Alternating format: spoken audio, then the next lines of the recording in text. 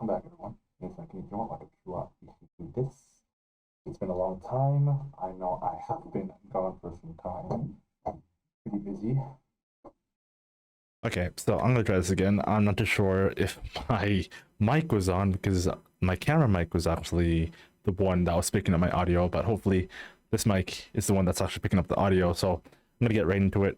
Quick announcement. I'm moving straight to YouTube, not streaming on Twitch anymore. Moving over to Assetto Corsa Competition, gonna be racing on there for this foreseeable future. And yeah, I think that's about it, unless Rennsport drops a big release this year, but that's probably not likely. So I'll catch you guys over on the virtual racetrack. I'm kind of back and forth looking into iRacing, but we'll see what happens if at the end of this year I do decide to purchase a iRacing subscription and get into it. But we'll see. Hopefully you guys enjoyed the Forza Motorsport content. Jeez.